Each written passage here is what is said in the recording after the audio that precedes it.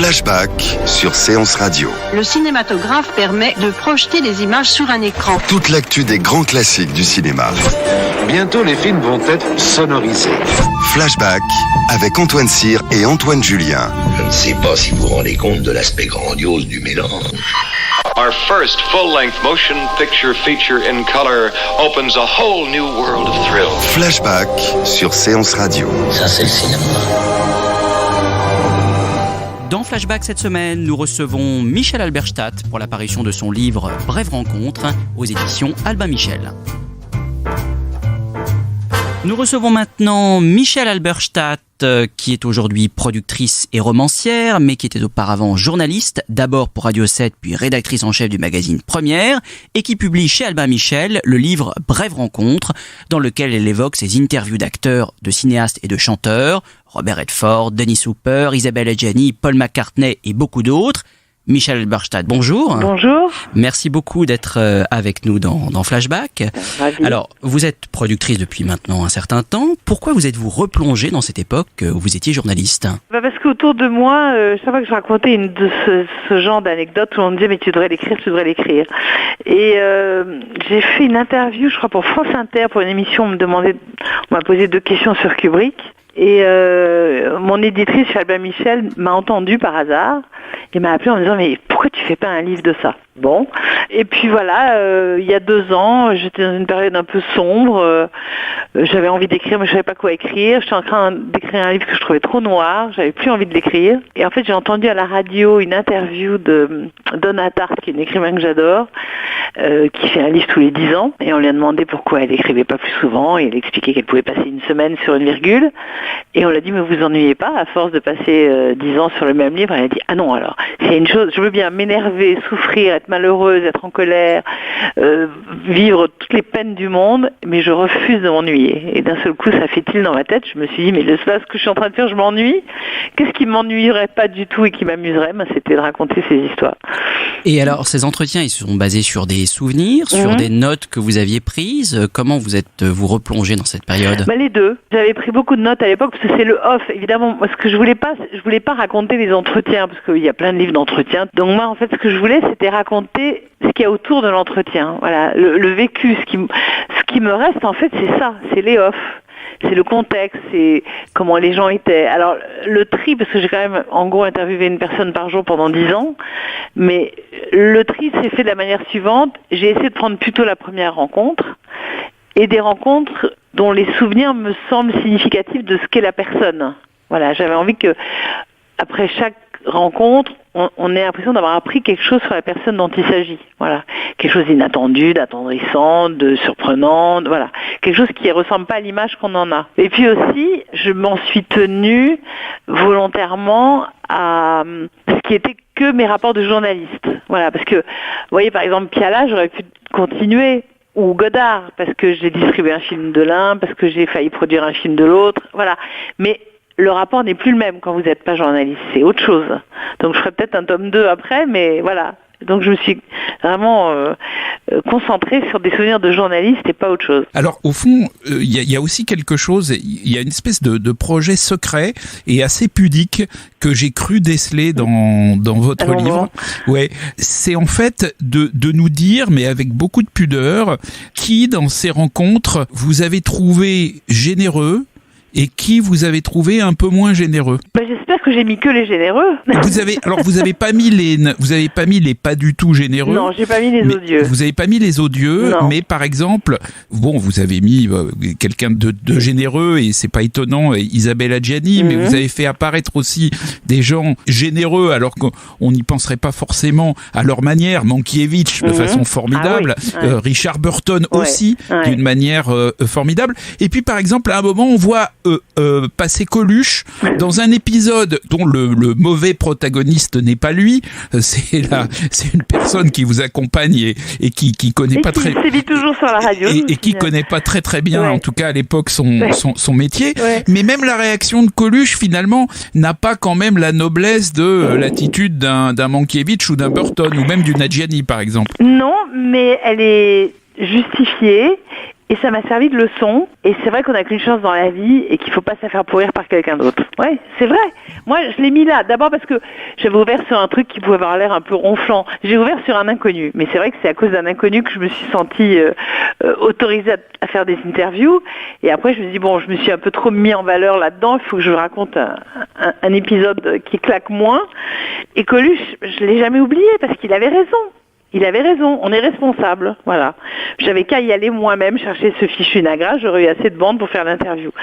Voilà, c'est, vous savez, responsable mais pas coupable. Ben, quand vous tenez un truc, et ben vous faites tout vous-même. Donc je n'en ai absolument pas voulu. J'ai trouvé que voilà, c'était vache mais régulier, je dirais.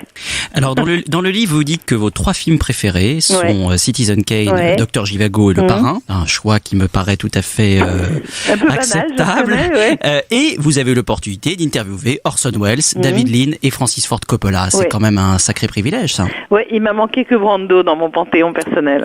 Ouais, Brando, Bowie, voilà. C'est les 2 B que j'ai ratés. Et quel souvenir gardez-vous de ces rencontres? Une en particulier avec Coppola. Vous arrivez à court-circuiter l'attaché de presse, vous l'interviewez dans une chambre d'hôtel. Enfin, c'est des conditions assez rocambolesques.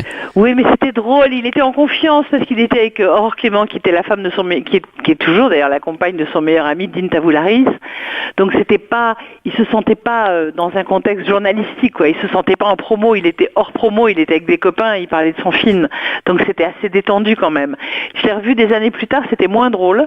J'ai d'ailleurs distribué un film dont il était plus ou moins l'auteur, puisque c'était le documentaire sur Apocalypse Now, vous savez, au cœur des ténèbres. À l'époque, c'était moins drôle, il se faisait payer pour faire une interview. Enfin, vous voyez, c'était, voilà.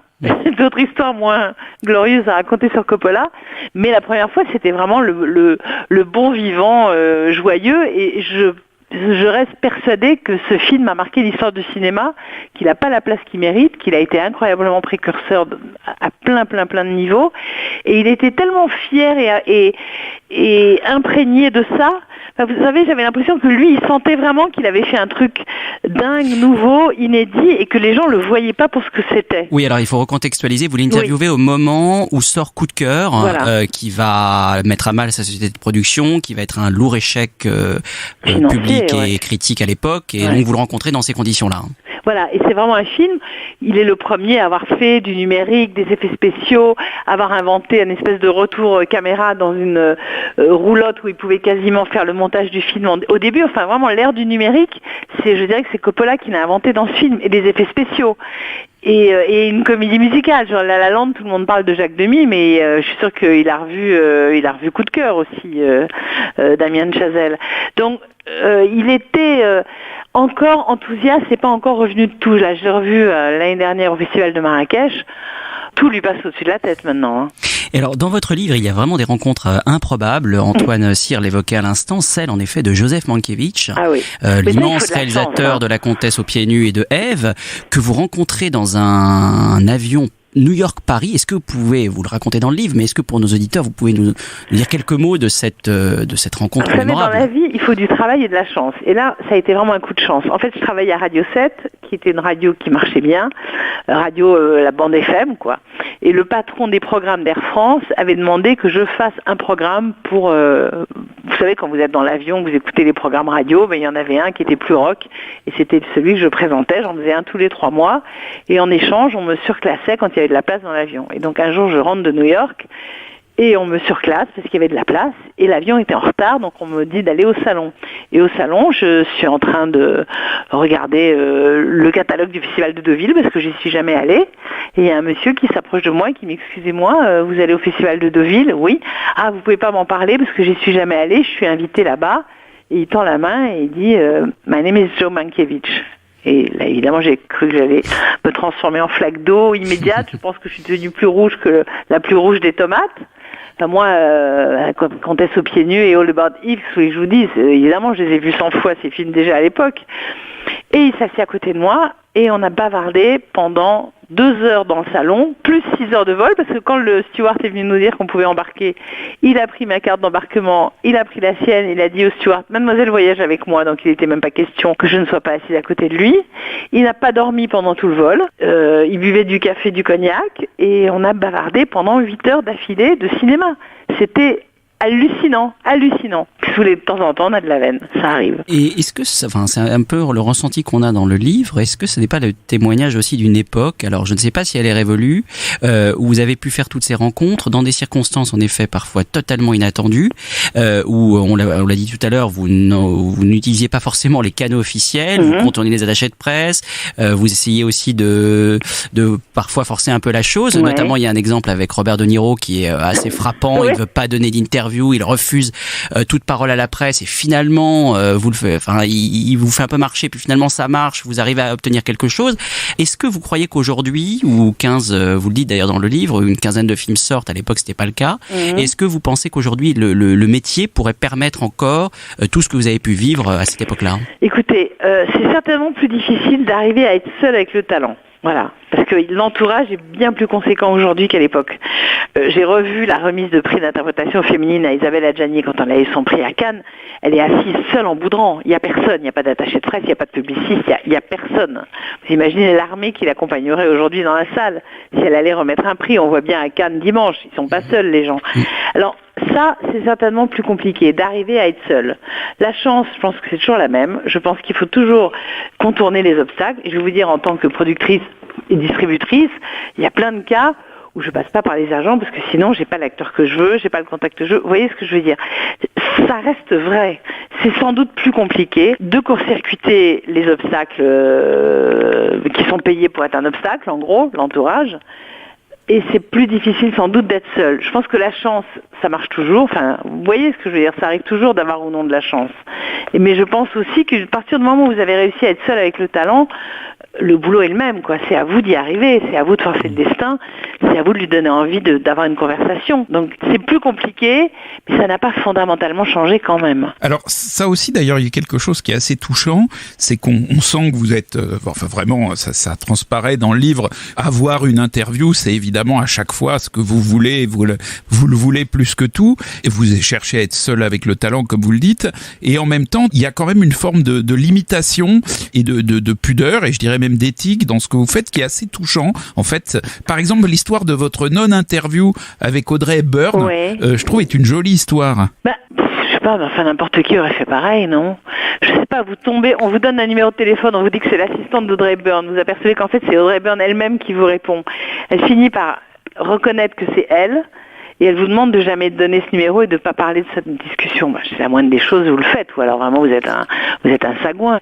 Et ça me serait pas venu à l'esprit de faire autrement, et j'en ai parlé à personne pendant 35 ans. Je trouve ça normal, moi. Ouais, mais c'est quand même une jolie histoire. Je suis pas si tout le monde se serait abstenu d'en parler pendant 35 ans quand même. Écoutez, je sais pas. C'était. Ce qu'il y a de drôle, c'est que des années plus tard, j'ai vu à Cannes le court-métrage de Paul Giannoli qui avait eu la Palme d'Or du court-métrage. En fait, il raconte une histoire qui est arrivée à un ami de son père. Le type vient pour interviewer avec Gardner et en fait, il fera l'interview par interphone. Elle est connue, celle-là. C'est l'histoire de Jean-Jacques Bernard. Voilà, c'est ça. Et je me suis dit, tiens, il en a fait un court-métrage.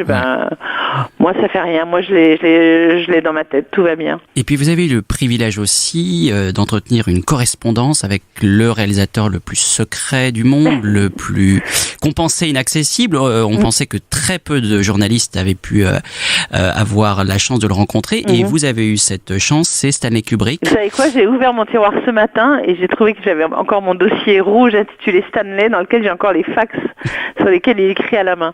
J'ai encore les fax de lui, c'est drôle. Hein. Alors vous le rencontrez au moment de Full Metal Jacket, et alors là il y a une anecdote qui est, on va dire, très kubrickienne, puisque vous lui demandez, si vous pouvez nous raconter un petit peu, mais vous lui demandez des photos du matériel de... à Londres, voilà. Et je lui dis, voilà, j'ai 4 pauvres photos pour illustrer le sujet, en plus je vais me faire la couverture avec une photo du film, j'ai pas du tout ce qu'il me faut, et il me dit, vous faut ça quand? Je lui dis, écoutez, la fin de la semaine, ce serait formidable, ou la semaine prochaine, je sais plus, j'ai dû lui donner 8 jours de délai, donc il faut bien vous dire qu'on est en 87, donc il n'y a pas de courrier express, il n'y a pas de FedEx et de toutes ces sociétés de courrier rapide, il n'y a pas le train, il n'y a pas le tunnel sous la Manche, il n'y a rien. Et les vols, moi j'ai pris le dernier à 20h, donc il n'y a plus de vol jusqu'au lendemain. Donc il me dit, très bien, je rentre chez moi, vous pensez bien que je ne peux pas dormir de la nuit, j'ai envie d'une chose, c'est d'aller écouter mes bandes et de faire le papier. Donc j'arrive à 8h du matin au bureau où il n'y a évidemment personne, le bureau est fermé, j'arrive à mon étage et en fait c'est un bureau paysager et au fond du bureau paysager il y avait une pièce fermée entourée entourée de vitres transparentes, portes vitrées, qui était mon bureau. Et j'allume le plafonnier parce qu'on est en hiver, et je vois en avançant vers mon bureau qu'il y a un objet sombre posé sur mon bureau. J'arrive sur le bureau et il y a une boîte en carton avec mon nom écrit dessus. J'ai ouvert la boîte, il y avait 400 hectares, c'est-à-dire 400 diapositives de photos avec un petit mot signé, un petit mot écrit à la main. Hope you'll find what you need. Best, Stanley. Et je n'ai jamais su comment cette boîte est arrivée entre 7h du soir et 8h du matin sur mon bureau. Et vous ne savez toujours pas? Mais j'ai jamais demandé, c'était trop joli.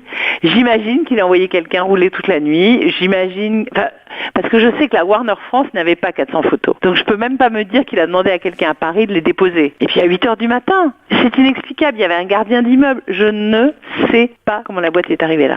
Mais je vous jure que l'histoire est authentique et elle est effectivement très kubrickienne.